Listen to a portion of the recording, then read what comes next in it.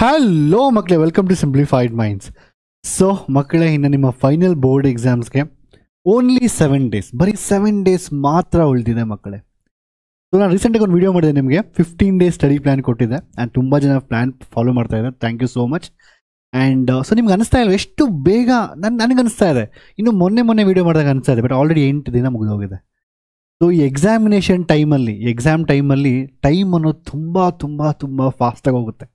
ನಿಮ್ಮ ಬೋರ್ಡ್ ಎಕ್ಸಾಮಲ್ಲಿ ಗ್ಯಾಪ್ ಇರ್ಬೋದು 1 ಡೇ 2 ಡೇಸ್, ಅದು 1 ಡೇ 2 ಡೇಸ್ 1 ಅವರ್ ಇದ್ದಂಗೆ ಇರುತ್ತೆ ಮಕ್ಕಳೇ. It's a very important. ನೀವು ಏನು 7 ಡೇಸ್ ಇದೆಯಲ್ಲ ಇದನ್ನು ತುಂಬ ಚೆನ್ನಾಗಿ ಯುಟಿಲೈಸ್ ಮಾಡ್ಕೊಬೇಕು. You have to utilise very careful. Quickly I tell you ನೀವು ಎಷ್ಟು ಅವರ್ ಸ್ಟಡಿ ಮಾಡಬೇಕು, ಮೆಟೀರಿಯಲ್ಸ್ ಏನು ರೆಫರ್ ಮಾಡಬೇಕು ಅಂತ ವೀಡಿಯೋ ಹೇಳ್ತೀನಿ. ಆ್ಯಂಡ್ ದಯವಿಟ್ಟು ನೀವು ಇಷ್ಟವರೆಗೂ ಏನು ಓದಿದಿರೋ ದಟ್ ಈಸ್ ಕಂಪ್ಲೀಟ್ಲಿ ಗುಡ್. ನೀವು ಚೆನ್ನಾಗಿ ಓದಿದ್ರೆ ಓಕೆ, ಚೆನ್ನಾಗಿ ಓದಿಲ್ವಾ ನೋ ಪ್ರಾಬ್ಲಮ್. ಬಟ್ ಇವತ್ತಿಂದ ಐ ವಾಂಟ್ ಟು ಸ್ಟಡಿ ತುಂಬ ಚೆನ್ನಾಗಿ ಓದಬೇಕು.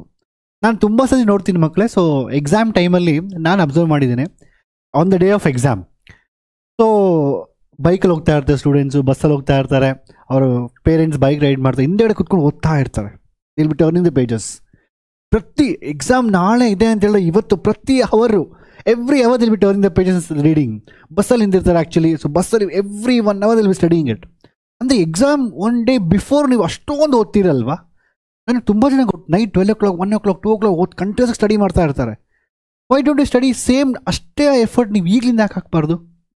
ಈಗಲಿಂದ ಹಾಕ್ತಾ ಸಖತ್ ರಿಸಲ್ಟ್ ನಿಮ್ಗೆ ಡೆಫಿನೆಟ್ಲಿ ಹೇಳ್ತೀನಿ ಮಕ್ಕಳೇ. ನಿಮ್ಗೆ ಅನಿಸುತ್ತೆ ಎಕ್ಸಾಮ್ ಟೈಮಲ್ಲಿ ಅಯ್ಯೋ ಇನ್ನೊಂದು 2 hours ಸಿಕ್ಕಿದ್ರೆ ಈ ಕಾನ್ಸೆಪ್ಟ್ ಓದ್ಕೊಂಡ್ಬಿಡ್ತಾ ಇದ್ದೆ, ಇನ್ನೊಂದು ರಿವಿಷನ್ ಮಾಡ್ಕೊಂಡ್ಬಿಡ್ತಾ ನಿಮ್ಗೆ ತುಂಬ ಅನಿಸುತ್ತೆ ಎಕ್ಸಾಮ್ ಟೈಮಲ್ಲಿ. ಆ್ಯಂಡ್ ಎಕ್ಸಾಮ್ ಮುಗಿಸ್ಕೊಂಡು ಬಂದಾದ್ಮೇಲೆ ಅನಿಸುತ್ತೆ ಅಯ್ಯೋ ಇನ್ನು ಸ್ವಲ್ಪ ಟೈಮ್ ಸಿಕ್ಕಿದ್ರೆ ಅದೊಂದು ಚಾಪ್ಟರ್ನ ಓದ್ಕೊಂಡ್ರೆ ಸಾಕಾಗ್ತಾ ಇತ್ತು, ಇವತ್ತು ನಾನು ಇನ್ನೂ ಔಟ್ ಆಫ್ ಔಟ್ ತೆಗಿತಾ ಇದ್ದೆ, ಇಲ್ಲ 95% ತೆಗಿತಾ ಇದ್ದೆ. ನಿಮ್ಗೆ ಅನಿಸುತ್ತೆ ಆ ಟೈಮಲ್ಲಿ ರಿಗ್ರೆಟ್ ಆಗೋ ಬದಲು ಈಗಲಿಂದನೇ ಸ್ಟಡಿ ಮಾಡಬೇಕು ಮಕ್ಕಳೇ. ನೀವು 100% ನಿಮ್ಮ ಎಫರ್ಟ್ ಹಾಕಬೇಕು. ನೀವು ಎಫರ್ಟ್ ಹಾಕ್ಬೇಕು ಕಂಪ್ಲೀಟಾಗಿ. Results okay, let us see results ಏನು ಬರುತ್ತೋ, ಬಟ್ ಡೈಲಿ ನೀವು ಎಫರ್ಟ್ ಹಾಕಬೇಕು. That is very very important. ನಾವು ಟೀಚರ್ಸ್ ಎಫರ್ಟ್ ಆಗ್ತಾ ಇದ್ದೀವಿ. ನಾನು ನಿಮ್ಗೆ ಎಷ್ಟೊಂದು ಚಾನ್ಸ್ ಕೊಡ್ತಾ ಇದ್ದೀನಿ. ನಾನು ಮುಗಿಸ್ತಾ ಇದ್ದೀನಿ 20 hours ಕ್ಯಾಲ್ಕುಲಸ್ ಚಾನ್ಸ್ ಕೊಟ್ಟು ಮುಗಿಸ್ದೆ. ಮೊನ್ನೆ physics 12 hours, maths 12 hours, almost 8 hours ಮುಗಿಸಿದ್ದೀನಿ, 4 hours. ನಾವು ಟೀಚರ್ಸ್ ಎಫರ್ಟ್ ಆಗ್ತಾ ಇದ್ದೀವಿ. ನ್ಯೂಮರಿಕಲ್ ಆಲ್ಮೋಸ್ಟ್ 3 ಚಾಪ್ಟರ್, ಇನ್ನೊಂದು ಚಾಪ್ಟರ್ ಕೊಟ್ಟು ನ್ಯೂಮರಿಕಲ್ ಚಾನ್ಸ್ ಕೊಡ್ತೀನಿ. We are doing so much. ನಾವು ಟೀಚರ್ಸ್ ಮಾಡ್ತಾ ಇದೀವಿ ಅಷ್ಟೊಂದು. ನೀವು ನಮಗಿಂತ 10 times ಎಫರ್ಟ್ ಹಾಕಬೇಕು. That is very very important. So ನನಗೆ ನೀವು ಒಂದು just make a one promise to yourself ಮಕ್ಕಳೇ. Just make a promise to yourself that ಇನ್ನೊಂದು 7 days ಉಳಿದಿದೆ. 7 days 4 days ಡಸಂಟ್ ಮ್ಯಾಟರ್ ಎಷ್ಟು ಉಳಿದಿದೆಯೋ, ಪ್ರತಿದಿನ ನೀವು 14 hours ಸ್ಟಡಿ ಮಾಡಬೇಕು. 14 hours. ನೀವು ಕೇಳ್ಬೋದು ಸರ್ 14 hours ಸ್ಟಡಿ ಮಾಡ್ಬೋದಾ ಅಂತ. ನೀವು board exam 1 day before 20 hours study ಮಾಡ್ತೀರಾ. ನಾನು ನೋಡಿದ್ದೀನಿ 18 hours ಸ್ಟಡಿ ಮಾಡ್ತೀರಾ, ಕಂಟಿನ್ಯೂಸ್ ಸ್ಟಡಿ ಮಾಡ್ತಾನೆ ಇರ್ತೀರಾ. ಸೊ ನಿಮಗೆ ನನ್ನ ಪ್ರಕಾರ ಎಕ್ಸಾಮ್ ಟೈಮಲ್ಲಿ ಮನೆಯಲ್ಲಿ ಯಾರೂ ಡಿಸ್ಟರ್ಬ್ ಮಾಡೋದಿಲ್ಲ ಸ್ಟೂಡೆಂಟ್ಸ್ಗೆ. ನನಗೂ ನೆನಪಿದೆ, ನಾನು ಎಕ್ಸಾಮ್ ಬರೀಬೇಕಂದ್ರೆ ನಮ್ಮ ಅಮ್ಮ ಅಂಗಡಿ ಕಳ್ಸೋದು, ಹೋಗ್ತಾ ಅದು ತೊಗೊಂಬ ಇದು ತೊಗೊಂಬ ಅಂತ. ಈ ನಾವು ಅಂಗಡಿ ಎಕ್ಸಾಮ್ ಬಂದರೆ ಸಾಕು, ಎಲ್ಲೂ ಹೋಗೋದಿಲ್ಲ. ಪ್ರತಿಯೊಬ್ಬರ ಮನೆಯಲ್ಲೂ ತಂದೆ ತಾಯಿ ಫಸ್ಟ್ ಮಕ್ಕಳಿಗೆ ಎಕ್ಸಾಮ್ ಟೈಮಲ್ಲಿ ಯಾವುದೇ ಥರ ಡಿಸ್ಟರ್ಬೆನ್ಸ್ ಕೊಡೋಕ್ಕೆ ಇಷ್ಟ ಇಲ್ಲ. ನನ್ನ ಪ್ರಕಾರ ನಿಮ್ಗೆ ಯಾವುದೇ ಥರ ಡಿಸ್ಟರ್ಬೆನ್ಸ್ ಇಲ್ಲ. ನಿಮ್ಗೆ ಡಿಸ್ಟರ್ಬೆನ್ಸ್ ಇಲ್ಲ ಅಂತೇಳಿ what is major only 2 works you should do. 2 ಕೆಲಸ ನಿಮ್ಮದು, ಸ್ಟಡಿ ಮಾಡೋದು, ಮಲಗೋದು. ಅಫ್ಕೋರ್ಸ್ ಸೆಂಟ್ರಲ್ಲಿ ಸ್ವಲ್ಪ ತಿನ್ನೋದು ಅಷ್ಟೇ. So you have to study minimum. ಒಂದು ಸ್ಟೂಡೆಂಟ್ ನೀವು ಆಲ್ 18 years ಇರ್ತೀರ, 7 hours enough. 7 hours you can study, you can sleep. ಇನ್ನೊಂದು 3 hours whatever taking break in between, ಊಟ ಮಾಡ್ಕೊಂಡು ರಿವಿಷನ್ ಮಾಡ್ಕೊಂಡು ಸ್ಟಡಿ ಮಾಡಬೇಕು. That's very important. ಎಕ್ಸಾಮ್ ಟೈಮಲ್ಲಿ ನಾವು ಮಾಡ್ತಾ ಇರ್ತೀವಿ ಆ್ಯಕ್ಚುಲಿ.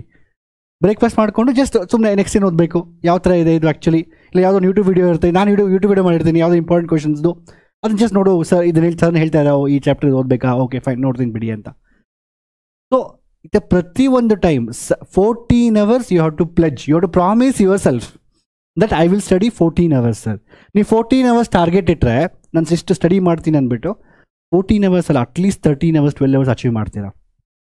ನೆಕ್ಸ್ಟ್ ನಿಮಗೆ ರಿಗ್ರೆಟ್ ಆಗುತ್ತೆ. ಸೊ ನಾನು ನೆನ್ನೆ 14 hours ಅಂದ್ಕೊಂಡು ಸ್ಟಡಿ ಮಾಡೋದಕ್ಕೆ ಇವತ್ತು ಬರೀ 10 hours, ಇವತ್ತು ಬರೀ 12 hours ಸ್ಟಡಿ ಮಾಡಿದ್ದೀನಿ, ಇನ್ನೂ 2 hour ಎಲ್ಲಿ ಸ್ಟಡಿ ಮಾಡ್ಬೋದಾಗಿತ್ತು ಅಂತ ನಿಮ್ಗೊಂದು ರಿಗ್ರೆಟ್ ಫೀಲಿಂಗ್ ಇರುತ್ತೆ. ನೆಕ್ಸ್ಟ್ ಎವ್ರಿ ಟೈಮ್ ನೀವು ಇಂಪ್ರೂವ್ಮೆಂಟ್ ಆಗ್ತೀರಾ. ನಿಮ್ಮ ಟಾರ್ಗೆಟೇ 4 hours 5 hours ಇದ್ದರೆ ನಾನು ಬರೀ ಓಕೆ ಇವತ್ತು 8 ಗಂಟೆ 7 ಗಂಟೆಗೆ ಬಂದಿದ್ದೀನಿ, ಇನ್ನೊಂದು 5 hours ಓದ್ತೀನಿ ಅಷ್ಟೇ ಅಲ್ಲ. ಮೋಸ್ಟ್ ಆಫ್ ಪೀಪಲ್ಗೆ ನಾನು ನೋಡಿದ ಪ್ರಕಾರ ಮೋಸ್ಟ್ ಆಫ್ ಪೀಪಲ್ ಕಾಲೇಜಸ್ ಇಲ್ಲ. ನಿಮ್ಮ ಕಾಲೇಜಸ್ ಇದ್ರೂ ನಾನು ಸಜೆಸ್ಟ್ ಮಾಡ್ತೀನಿ, ಒಂದು ವೇಳೆ ಕಾಲೇಜ್ ಹತ್ರ ಹೋಗಿ ನಿಮಗೆ ಬೆನಿಫಿಟ್ ಆಗ್ತಾ ಇದೆ, ಕಾಲೇಜ್ ಹತ್ರ ಹೋಗೋದ್ರಿಂದ ನಿಮಗೆ ಮಾರ್ಕ್ಸ್ ಇಂಪ್ರೂವ್ಮೆಂಟ್ ಆಗ್ತಾ ಇದೆ, ನಿಮಗೆ ತುಂಬ ಹೆಲ್ಪ್ ಆಗ್ತಾ ಇದೆ ಅಂದರೆ ಮಾತ್ರ ಹೋಗಿ. ಇಲ್ಲ ಅಂತ ಹೇಳಿದ್ರೆ ಮನೆಯಲ್ಲೇ ಕೂತ್ಕೊಂಡು 100% ಸ್ಟಡಿ ಮಾಡಬೇಕು. 14 hours ಮಿನಿಮಮ್ ರಿಕ್ವೈರ್ಮೆಂಟ್ ಮಕ್ಕಳೇ. ನಾನು ಹೇಳ್ತೀನಿ, ಬೋರ್ಡ್ ಎಕ್ಸಾಮಲ್ಲಿ ನೀವು ಇವತ್ತಿಗೂ ನೀವು ತೆಗಿಬೋದು 95%. ನಾನು ಇವತ್ತಿಗೂ ನಿಮ್ಗೆ ಚಾರ್ಜ್ ಮಾಡಿ ಹೇಳ್ತೀನಿ, ದಟ್ ಈಸ್ ಪಾಸಿಬಲ್. ಏನು ಡಿಫಿಕಲ್ಟ್ ಇಲ್ಲ ಬೋರ್ಡ್ ಎಕ್ಸಾಮ್ಸು. ನಾನು ಇವತ್ತು ಹೇಳ್ತಾನೆ, ಇದರಷ್ಟು ಎಕ್ಸಾಮ್ಸು ಈಸಿ ನಿಮ್ಮ ಪ್ರಪಂಚ ಮುಂದೆ ನಿಮ್ಮ ಜೀವನದಲ್ಲಿ ಬರೋದೇ ಇಲ್ಲ. ಇಷ್ಟು ಈಸಿ ಎಕ್ಸಾಮ್ಸು. ಇದನ್ನು ನೀವು ಕ್ರ್ಯಾಕ್ ಮಾಡಬೇಕು. ಇದಕ್ಕೆ ನೀವು ಸ್ಟ್ರಗಲ್ ಮಾಡ್ತಾ ಇದ್ರೆ ಇಟ್ಸ್ ನಾಟ್ ಪಾಸಿಬಲ್. ಅದರಿಂದ ದಯವಿಟ್ಟು ಹೇಳ್ತೀನಿ, so 14 hours, that is a 14 hours promise that I will study this much every day sir without fail ಮಾಡಿ. ನಾನು ಇದೇ ಸಬ್ಜೆಕ್ಟ್ ಓದಿ ಅದೇ ಸಬ್ಜೆಕ್ಟ್ ಓದಿ ಹೇಳ್ತಾ ಇಲ್ಲ, ಬಿಕಾಸ್ ನಿಮ್ಗೆ ಆಲ್ರೆಡಿ ಗೊತ್ತಿರುತ್ತೆ ನೀವು ಯಾವ ಸಬ್ಜೆಕ್ಟಲ್ಲಿ ವೀಕ್ ಇದ್ದೀರಾ, ಯಾವ ಸಬ್ಜೆಕ್ಟಲ್ಲಿ ಸ್ಟ್ರಾಂಗ್ ಇದ್ದೀರಾ, ಯಾವ ಸಬ್ಜೆಕ್ಟ್ ಎಷ್ಟು ಮಾರ್ಕ್ಸ್ ಮುಗಿಸಿ ಎಷ್ಟು ಚಾಪ್ಟರ್ಸ್ ಮುಗಿಸಿದ್ದೀರಾ ಅಂತ ನಿಮ್ಗೆ ಗೊತ್ತಿರುತ್ತೆ ಆಲ್ರೆಡಿ. ಈಗ ನಾವು ಫಾರ್ ಎಕ್ಸಾಂಪಲ್ ತೊಗೊಂಡ್ರೆ, ನಮಗೆ ಕನ್ನಡ ಎಕ್ಸಾಮ್ ಬಂದು March 1. ಸೊ ಆಬ್ವಿಯಸ್ಲಿ 28, 29 ನೀವು ಕನ್ನಡ ಎಕ್ಸಾಮ್ಗೆ ಓದ್ತೀರಾ. ಒಂದು 2 days ಇಲ್ಲ 1.5 days ಸ್ಟಡಿ ಮಾಡ್ತೀರಾ. ಅದಕ್ಕಿಂತ ಬಿಫೋರ್ ನೀವು ಇನ್ ಉಳಿದಿರೋ ದಿನದಲ್ಲಿ, ಫಾರ್ ಎಕ್ಸಾಂಪಲ್ ಇವತ್ತಿನ ಕೌಂಟ್ ಮಾಡಿ 21, 22, 22, 23, 24, 25, 26, 27 days, ಇನ್ಕ್ಲೂಡಿಂಗ್ ಇವತ್ತು ನಾನು 21st ಇವತ್ತು ವಿಡಿಯೋ ಮಾಡ್ತಾರೆ, ಇನ್ಕ್ಲೂಡ್ ಇವತ್ತು ತೊಗೊಂಡ್ರೆ 7 days, 2 days for the Kannada exam. For March 1 ಇದೆ ಕನ್ನಡ ಎಕ್ಸಾಮ್. ಸೊ ಬರೀ ನಿಮಗೆ ಒಂದು 6 to 7 days ಮಾತ್ರ ಉಳಿದಿದೆ ನಿಮ್ಮ ಬೇರೆ ಸಬ್ಜೆಕ್ಟ್ಸ್ಗೆ. ಅಫ್ಕೋರ್ಸ್ ಲಾಸ್ಟ್ 2 days ಕನ್ನಡ ಓದ್ತೀರಾ, ಸೊ ಬೇರೆ subjects maths, physics, chemistry. Of course ನಿಮಗೆ maths, physics, chemistry is very very important. Because ನೀವೆಲ್ಲ ಯಾರು KCET ಬರೀತೀರೋ, ಕಾಂಪಿಟೇಟಿವ್ ಎಕ್ಸಾಮ್ ತೊಗೊಂಡ್ರೆ ಈ ಮಾರ್ಕ್ಸ್ ತುಂಬಾ ಇಂಪಾರ್ಟೆಂಟ್. ಸೊ ಈ 7 daysಲ್ಲಿ ಆ ಸಬ್ಜೆಕ್ಟ್ಸ್ನ ಯಾವ್ದು ವೀಕ್ ಇದೆಯೋ ಅದನ್ನ ಡಿಸ್ಟ್ರಿಬ್ಯೂಟ್ ಮಾಡಿಕೊಂಡು ಮುಗಿಸಿ. That's very very important. ನಿಮ್ಗೆ ಯಾವ ಸಬ್ಜೆಕ್ಟ್ ವೀಕೇ ತೊಗೊಳ್ಳಿ, ಅರ್ಥ ಆಯ್ತಾ? So this only days left for you where ನೀವು ಪ್ರಿಪ್ರೇಷನ್ ಮಾಡಬೇಕು. ಎಕ್ಸಾಮ್ ಟೈಮಲ್ಲಿ ಆ ಡೇಸಲ್ಲಿ ಕೆಮಿಸ್ಟ್ರಿಗೆ ಒನ್ ಡೇ ಗ್ಯಾಪ್ ಇದೆ, ಮ್ಯಾಥ್ಸಿಗೆ 2 days, physics I think 2 days ಇದೆ ಅಷ್ಟೇ. ನಾವು ಹೆಲ್ಪ್ ಮಾಡ್ತೀವಿ, ವಿ ವಿಲ್ ನಮ್ಮ ಕಡೆಯಿಂದ ತುಂಬ ವೀಡಿಯೋಸ್ ಮಾಡಿ, ನಾವು ತುಂಬ ಹೆಲ್ಪ್. ನೀವು ತಲೆ ಕೆಡ್ಸ್ಕೊಬೇಡಿ. ಬಟ್ ನಾವು ಚಾಲೆಂಜ್ ಕೊಟ್ಟು ನಾವು ಮುಗಿಸ್ತಾ ಇದ್ದೀವಿ, ನೀವು ಮುಗಿಸ್ತಾ ಇದ್ದೀರಾ? How many have finish 20 hours calculus challenge? ನಾನು ಲಾಂಗ್ ಬ್ಯಾಕ್ ನಾನು ಮುಗಿಸಿದ್ದೀನಿ. ಎಷ್ಟೊಂದು ಜನ ಮುಗಿಸಿಲ್ಲ. ಮೊನ್ನೆ ಮ್ಯಾಥ್ಸ್ 12 hours ಚಾಲೆಂಜ್ ಕೊಟ್ಟೆ, ಅದ್ರಲ್ಲಿ ಆಲ್ಮೋಸ್ಟ್ 8 to 9 hours ಮುಗಿದಿದೆ. 3D ಪ್ರಾಬ್ಲಮ್ ಎಲ್ಲ ಮುಗಿದು, ಪ್ರಾಬ್ಲಮ್ ಲೆಕ್ಚರ್ಸ್ ಆಲ್ರೆಡಿ ಇದೆ. ಅದಾದ್ಮೇಲೆ ನೆಕ್ಸ್ಟ್ ಇನ್ನೊಂದು ಚಾಪ್ಟ್ರು. ನಾವು ಎಷ್ಟೊಂದು ಮಾಡ್ತಾ ಇದ್ದೀವಿ ಮಕ್ಕಳಿಗೆ, ನೀವು ಯಾಕೆ ಮಾಡ್ತಾ ಇಲ್ಲ? You have to finish it.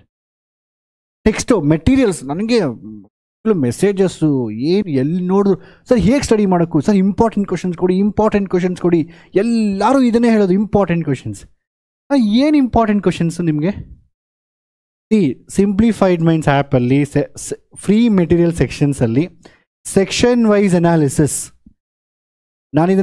ನಾವು ಲಾಂಗ್ ಬ್ಯಾಕ್, ನಾನು ಮತ್ತು ma'am long back we free section wise analysis. ಅದು PDF ಐ ಥಿಂಕ್ ಎಲ್ಲ ಹತ್ರ ಇದೆ ಆಲ್ಮೋಸ್ಟು. ಅದು ಬಿಟ್ಟು ಅದೇ ಇಂಪಾರ್ಟೆಂಟ್ ಕ್ವಶನ್. ಮತ್ತು ತುಂಬ ಜನ ಮಕ್ಕಳಿಗೆ ಹೇಳ್ತಾರೆ, ಸರ್ ಇಷ್ಟೋದ್ರೆ ಸಾಕ, ನಾವು ಇಷ್ಟೋದ್ರೆ ಸಾಕ ಅಂತ. ಸ್ಟಡೀಸಲ್ಲಿ ಯಾವತ್ತೇ ಆಗಲಿ ಇಷ್ಟೋದ್ರೆ ಸಾಕು ಅಂತ ಏನೂ ಇಲ್ಲ, ಆಯಿತಾ? ನೀವಿನ್ನೂ ಏನು ಸ್ಟಡಿ, ನಾನು ಇನ್ನೂ ಏನು ಓದೇ ಇಲ್ಲ ಸರ್, ನಿಮ್ಗೆ ಹೇಗೆ ಓದೋಕೆ ಗೊತ್ತಾಗ್ತಾ ಇಲ್ಲ, ಫಸ್ಟ್ ಇದನ್ನು ಮುಗಿಸ್ಬೇಕು ನೀವು. ಸೆಕ್ಷನ್ ವೈಸ್ ಅನಾಲಿಸಿಸ್ PDF ತೊಗೊಳ್ಳಿ, ಅದು ಪ್ರಿಂಟ್ಔಟ್ ತೊಗೊಳ್ಳಿ. ಕ್ವಶನ್ ನಂಬರ್ ವೈಸ್ ನಾವು 2-3 days ಕುತ್ಕೊಂಡು ಮಾಡೋ section wise analysis, not 1 day or 2 day. Printout ತೊಗೊಳ್ಳಿ, ಅದನ್ನು ಪ್ರತಿಯೊಂದು ಕ್ವಶನ್ ನಂಬರ್ಗೆ ಯಾವತ್ತೇ ಕ್ವಶನ್ ಬರ್ಬೋದು, ಪ್ರಾಬಿಲಿಟಿ ಎಲ್ಲ ಹೇಳಿದ್ದೀವಿ. ಅದಾದ್ಮೇಲೆ ಚಾಪ್ಟರ್ ವೈಸ್, ಪ್ರತಿಯೊಂದು ಚಾಪ್ಟರ್ ವೈಸು ಬರೀ ಇಂಪಾರ್ಟೆಂಟ್ ಕ್ವಶನ್. ನೀವು ಯಾವುದೇ ಯೂಟ್ಯೂಬಲ್ಲಿ ವೀಡಿಯೋಸ್ ನೋಡಿ ಇಂಪಾರ್ಟೆಂಟ್ ಕ್ವಶನ್ಸ್ ಅಂತ, ಎಲ್ಲ ಡಿಸ್ಕಸ್ ಮಾಡೋದು ಪ್ರೀವಿಯಸ್ ಇಯರ್ಸ್ ಕ್ವಶನ್ಸೇ. ಪ್ರೀವಿಯಸ್ ಇಯರ್ಸಲ್ಲಿ ಬಂದಿರುತ್ತೆ, ಅದನ್ನು ನೋಡ್ಕೊಂಡೆ ನಾವು ಇದನ್ನು ಇಂಪಾರ್ಟೆಂಟ್ ಅಂತ ಹೇಳ್ತೀವಿ ಅಷ್ಟೇ. ಎಲ್ಲ ಪ್ರೀವಿಯಸ್ ಇಯರ್ಸ್ ಕ್ವಶನ್ಸು PDF ನೀವು ಚಾಪ್ಟರ್ ವೈಸು. ಅದಕ್ಕೆ ನಾನು ವೀಡಿಯೋ ಮಾಡೋಕ್ಕಿಂತ ಮುಂಚೆ ನಾನು ಫಸ್ಟ್ PYQs ಹಾಕಿದ್ದೆ. ಇಂಪಾರ್ಟೆಂಟ್ ಕ್ವಶನ್ಸ್ 2024 ಫಿಸಿಕ್ಸ್ನಾಗಿ ನಾನು ಅದರ ಫೋಲ್ಡರ್ ನೇಮ್ ಚೇಂಜ್ ಮಾಡಿ ಬಂದಿದ್ದೀನಿ. ಪ್ರತಿಯೊಂದು ಚಾಪ್ಟರ್ PYQs ಡೌನ್ಲೋಡ್ ಮಾಡ್ಕೊಳ್ಳಿ. ಸಿಂಪಲ್ ಅಷ್ಟೇ. ಈ previous years question chapter wise, ಅದಾದ್ಮೇಲೆ section wise analysis, that's what we are given. ಇವೆರಡು ಇಟ್ಕೊಂಡು ಸೊಲ್ಯೂಷನ್ಸ್ ಏನು ಮಾಡೋದು? ವೀಡಿಯೋಸ್ ಮಾಡ್ತಾ ಇಲ್ವಾ? 3D ಜಾಮೆಟ್ರಿ ನೀವು PYQs ಚೆಕ್ ಮಾಡಿ. 3D ಜಾಮೆಟ್ರಿ 1 hour ನಿನ್ನೆ ವೀಡಿಯೋ ಮಾಡಿದ್ದೀನಿ. 1 hour ಎಲ್ಲ ಚಾಪ್ಟರ್ ಎಲ್ಲ question ಮುಗಿಸಿದ್ದೀನಿ.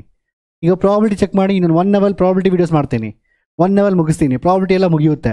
Physics, maths and chemistry, biology, chemistry ma'am ಮಾಡ್ತಾ ಇದ್ದಾರೆ, organic chemistry. So don't worry, ನಮ್ಮ ಕಡೆಯಿಂದ ನಾವು 100% ಎಫರ್ಟ್ ಹಾಕ್ತೀವಿ. ನಿಮ್ಮ ಕಡೆಯಿಂದ ನನಗೆ 200% ಎಫರ್ಟ್ ಬೇಕು. ಸೊ ಮೆಟೀರಿಯಲ್ಸ್ ಇಷ್ಟೇ, ಏನು ನೀವು ಮೆಟೀರಿಯಲ್ಸ್ ಓದಿಸ್ಬೇಕಾಗಿಲ್ಲ. ಒಂದು ಪೇಪರ್ ಯಾವ ರೀತಿ ಬರುತ್ತೆ, ಸೆಕ್ಷನ್ ವೈಸ್ ಅನಾಲಿಸಿಸ್. ನಾವೇ ಫಸ್ಟ್ ಯೂಟ್ಯೂಬಲ್ಲಿ ಮಾಡಿದ್ದು, 2020 ಮಾಡ್ತಾ ಇದ್ದೀವಿ. ಸೆಕ್ಷನ್ ವೈಸ್ ಅನಾಲಿಸಿಸ್, ಆ PDF, chapter wise important questions, ಇಷ್ಟೇ ನೀವು ಓದಬೇಕಾಗಿರೋದು. ಈಗ ಇದು ಮೋಸ್ಟ್ ಇಂಪಾರ್ಟೆಂಟ್. ಇದಾದ್ಮೇಲೆ ಅಂತ ಇದೆಲ್ಲ ಮುಗಿಸಿದ್ದೀನಿ sir, go to NCERT, do exercise questions. There is no end. ಕೆಲವು ಮಕ್ಕಳು ನನಗೆ ಹೇಳ್ತೀವಿ, ಕೆಲವು ಮೆಸೇಜ್ ಮಾಡ್ತಾರೆ, ಕಾಲ್ ಮಾಡ್ತಾರೆ, ಸರ್ ನಾವು ಇಷ್ಟೋದ್ರೆ ಸಾಕಾ, ನನಗೆ 70ಗೆ 65 ಬಂದುಬಿಡುತ್ತಾ, ನನಗೆ 70ಗೆ 68 ಬಂದುಬಿಡುತ್ತಾ? ನಾನು ಯಾರಿಗೂ ಇಲ್ಲ, ನೀನು ಜಾಸ್ತಿ ಓದಬೇಕು ಇನ್ನು ಅಂತ ಹೇಳ್ತೀನಿ. Because they want to hear that word, ಓ ಸಾಕಿಷ್ಟು ಸಾಕು. ಯಾಕೆ ಅದು? ಸೊ ಅಂದರೆ ಅವ್ರು ಏನು ಗೊತ್ತಾ, ಅವ್ರ ಮೆಂಟಾಲಿಟಿ ಏನು ಗೊತ್ತಾ, ಒಂದ್ಸರಿ ಸರಿ ಹೇಳಿಬಿಟ್ರೆ ಆ್ಯಕ್ಚುಲಿ ಇಷ್ಟನ್ನೇ ಓದ್ಕೊಂಬಿಡಿ, ಇಷ್ಟೆಲ್ಲ ಔಟ್ ಆಫ್ ಔಟ್ ಬಂದುಬಿಡುತ್ತೆ ಅಂದ್ಬಿಟ್ರೆ ಅಷ್ಟನ್ನು ಮಾತ್ರ ಓದ್ಕೊಂಡು ಆರಾಮಾಗಿ ರೆಸ್ಟ್ ತೊಗೊಂಡ್ಬಿಡ್ತೀವಿ. ನಾವು ಏನು ಮಾಡೋದಿಲ್ಲ, ಆ್ಯಕ್ಚುಲಿ ಹಾರ್ಡ್ ವರ್ಕ್ ಮಾಡೋದಿಲ್ಲ. So this mentality to come out. ಅರ್ಥ ಆಯ್ತಾ? Definitely section wise analysis, blueprints ಏನಿದೆ, ಚಾಪ್ಟರ್ ವೈಸ್ POQs ಇದೆ. ನಾನು ಹೇಳ್ತೀನಿ ಈಗ ಮತ್ತೆ ಇನ್ನೊಂದು ಹೇಳ್ತಾ ಇದ್ದೀನಿ ನೋಡಿ, ನಿಮಗೆ ಹೇಳ್ತಾ ಇದ್ದೀನಿ, ಮೋಸ್ಟ್ಲಿ 95% ಕ್ವಶನ್ಸ್ ಅದೇ ರೀತಿ ಬರುತ್ತೆ ಬೋರ್ಡ್ ಎಕ್ಸಾಮಲ್ಲಿ. ಇದುವರೆಗೂ ಅದೇ ರೀತಿ ಬಂದಿದೆ. ಸೊ ನೀವು ಧೈರ್ಯವಾಗಿ ಓದ್ಬೋದು. ಬಟ್ ಇವತ್ತು ಇಷ್ಟೇ ಎಂಡ್ ಅಂತಿಲ್ಲ, ಆಯಿತಾ? ನಾಲೆಜ್ಗೆ ಇಷ್ಟೇ ಎಂಡ್ ಅಂತ, ಇಷ್ಟೋದ್ರೆ ಸಾಕು ಅಂತಿಲ್ಲ. ಅಷ್ಟೆಲ್ಲ ಮುಗಿಸಿದ್ದೀರಾ, ಅಷ್ಟೇ ಮುಗಿಸೋಕ್ಕೆ ಸ್ಟ್ರಗಲ್ ಮಾಡ್ತಾ ಇದ್ದಾರೆ, ಫಸ್ಟ್ ಅದನ್ನು ಮುಗಿಸಿ. ಅಷ್ಟೆಲ್ಲ ಮುಗಿಸ್ಬಿಟ್ಟಿದ್ದೀರಾ, NCERT ಓದಿ, ನಿಮ್ಮ ಕಾಂಪಿಟೇಟಿವ್ ಎಕ್ಸಾಮ್ ತುಂಬ ಹೆಲ್ಪ್ ಆಗುತ್ತೆ. NCERT ಕ್ವಶನ್ಸ್ ಮಾಡಿ, ಇಂಟೆಕ್ಸ್ ಕ್ವಶನ್ ಮಾಡಿ. ಅರ್ಥ ಆಯ್ತಾ ಮಕ್ಕಳೇ? So that's all. ಸೊ ನನಗೆ ನಿಮ್ಮಿಂದ ಎರಡೇ. So please promise to yourself, pledge yourself that ನಾನು ಎವ್ರಿ ಡೇ ಸರ್, ಡೈಲಿ ನಾನು 14 hours ಸ್ಟಡಿ ಮಾಡ್ತೀನಿ, ಮಿನಿಮಮ್ 7 hours ಮಲ್ಕೊಳ್ಳಿ, ಆರಾಮಾಗಿ ಮಲ್ಕೊಳ್ಳಿ. Don't distraction. Oh my God, ನನಗೆ ಗೊತ್ತು ನೀವೆಲ್ಲ ಯೂಟ್ಯೂಬಲ್ಲಿ ಓದ್ತಾ ಇರ್ತೀರಾ. ಸೊ ಯೂಟ್ಯೂಬಲ್ಲಿ ವೀಡಿಯೋ ಬರುತ್ತೆ, ಕರಿಮಣಿ ಮಾಲೀಕ ಯಾರು ಅಂತ. ಬೇಕಾಗಿತ್ತಾ? ಎಕ್ಸಾಮಲ್ಲಿ ಅದೇ ಬರ್ತಾರೆ ಮತ್ತೆ, ಕರಿಮಣಿ ಮಾಲೀಕ ನೀನಲ್ಲ ಅಂತ. ಏನು ಇವೆಲ್ಲ ಟ್ರೆಂಡಿಂಗ್ ಹೋಗುತ್ತೆ ಬರುತ್ತೆ. ಒಂದು ವೀಡಿಯೋ ನೋಡಿ, ನೀವು ಒಂದು ವೀಡಿಯೋ ನೋಡಿ ಬರ್ತಾನೆ ಇರುತ್ತೆ. ನನಗೆ ನೀವೆಲ್ಲ ಪ್ರತಿಯೊಬ್ಬ ಹ್ಯೂಮನ್ ಬೀಯಿಂಗ್ಸು ಅದು ಹೆಂಗೆ ಡಿಸೈನ್ ಆಗಿದೆ ಅಂತ ಹೇಳಿದ್ರೆ, ನಿಮ್ಮನ್ನು ಡಿಸ್ಟ್ರಾಕ್ಟ್ ಮಾಡೋಕ್ಕೆ, ನಿಮ್ಮನ್ನ ಇಟ್ಕೊಳ್ಳೋಕ್ಕೆ ಇಟ್ಟಿರ್ತಾರೆ. ಸುಮ್ಮನೆ ಯಾರೋ ಒಬ್ಬರು ಹಾರ್ಡ್ ವರ್ಕ್ ಮಾಡ್ತಾರೆ, ಮಿಕ್ಕಿದೆಲ್ಲ ಕ್ರಿಂಜ್ ಕಂಟೆಂಟ್, ಅದನ್ನೇ ಫಾಲೋ ಮಾಡೋದು, ಕ್ರಿಂಜ್ ಕ್ರಿಯೇಟ್ ಮಾಡೋದು. ದಯವಿಟ್ಟು ನಾನು ಹೇಳ್ತಾ ಇದ್ದೀನಿ, ನಿಮ್ಮ ಬೋರ್ಡ್ ಎಕ್ಸಾಮ್ಸ್ ಆದಮೇಲೆ, CET ಆದಮೇಲೆ, ಈವನ್ ಯಾರು ನೀಟ್ ಬರೀತಾ ಇದ್ರು ನಿಮ್ಗೆ ಆದಮೇಲೆ, ನಿಮ್ಮ ಫೈನಲ್ ಎಕ್ಸಾಮ್ ನೀವು ಇದಕ್ಕೆ ಹೋಗ್ತಿರಲ್ವಾ ಕಾಲೇಜ್ಗೆ, ತುಂಬ ಗ್ಯಾಪ್ ಇರುತ್ತೆ. ಆ ಗ್ಯಾಪಲ್ಲಿ ನೋಡಿ, ಕರಿಮಣಿ ಮಾಲೀಕ ಯಾರು ಅಂತ ಡೈಲಿ ನೋಡಿ, ಇಲ್ಲ ರಾಹುಲ್ನ ಇನ್ಯಾರನ ಚೆಕ್ ಮಾಡ್ಕೊಳ್ಳಿ. ಅರ್ಥ ಆಯ್ತಾ? ಸೊ ಆ ಎಕ್ಸಾಮ್ ಟೈಮಲ್ಲಿ ಇರುತ್ತಲ್ವ 3 months, ಬೆಳಗ್ಗೆ 7 ಗಂಟೆಗೆ ಎದ್ದು ನೋಡ್ತಾನೇ ಇರ್ರಿ, ಸಾಯಂಕಾಲ 10 ಗಂಟೆವರೆಗೂ ಯಾರು ಕೇಳೋದು, ನಿಮಗೆ ಬೋರ್ ಆಗಿಬಿಡುತ್ತೆ, ನಿಮಗೆ ಲೈಫ್ ಫ್ರಸ್ಟ್ರೇಷನ್ ಆಗಿಬಿಡುತ್ತೆ. ಆಗ ಅನ್ಸುತ್ತೆ, ಅಯ್ಯೋ ಎಕ್ಸಾಮ್ ಟೈಮಲ್ಲಿ ಓದ್ಬೋದಾಗಿತ್ತಲ್ವಾ ಅಂತ. ಓದೋ ಟೈಮಲ್ಲಿ ಓದಬೇಕು, ಎಂಜಾಯ್ ಮಾಡೋ ಟೈಮಲ್ಲಿ ಎಂಜಾಯ್ ಮಾಡಬೇಕು. ಎಂಜಾಯ್ ಮಾಡೋ ಇದು ಓದೋ ಟೈಮು, ಎಂಜಾಯ್ ಮಾಡೋ ಟೈಮು ನಿಮ್ಮ ಬೋರ್ಡ್ ಎಕ್ಸಾಮ್ ಆದಮೇಲೆ 3 months ಇರುತ್ತೆ. ಆಗ ಒಳ್ಳೆ ಮಾರ್ಕ್ಸ್ ತೊಗೊಂಡಿರ್ತೀರ, PUCಲಿ ಒಳ್ಳೆ ಪರ್ಸೆಂಟೇಜ್ ಇರುತ್ತೆ, ಒಳ್ಳೆ ರ್ಯಾಂಕ್ ಬಂದಿರುತ್ತೆ, CETಯಲ್ಲಿ ಆರಾಮಾಗಿ ವಿತಿನ್ 3-4 days ಫಸ್ಟ್ 2 roundsಲ್ಲಿ ಕೌನ್ಸಿಲಿಂಗ್ ಮುಗಿದೋಗುತ್ತೆ, ಒಳ್ಳೆ ಕಾಲೇಜ್ ಸಿಗುತ್ತೆ. ಹೋಗಿ ಟ್ರಿಪ್ಸ್ ಹೋಗಿ, ನಿಮ್ಮ ಅಜ್ಜಿ ಮನೆಗೆ, ನಿಮ್ಮ ಊರಿಗೆ ಎಲ್ಲ ಕಡೆ ಸುತ್ತಾಕೊಂಡು ಬನ್ನಿ ಆರಾಮಾಗಿ. ಇಲ್ಲ ಬೆಳಗ್ಗೆಯಿಂದ ಸಾಯಂಕಾಲ ಕ್ರಿಕೆಟು, ಇಲ್ಲ ಕರಿಮಣಿ ಮಾಲೀಕ ಯಾರು ನೋಡ್ಕೊಂಡು ಕೂತ್ಕೊಳ್ಳಿ ಎಲ್ಲರೂ. ಅರ್ಥ ಆಯ್ತಾ? So it's examination time. ನಾನು ಇಷ್ಟೇ ಹೇಳೋದು ನಿಮಗೆ, ನಾವು ಕಂಪ್ಲೀಟ್ ಮಾಡಿ, ನೀವು ಏನೇನು ಹೇಳ್ತಾ ಇದೆ ಎಲ್ಲ ಕಂಪ್ಲೀಟ್ ಮಾಡ್ತಾ ಇದ್ದೀವಿ.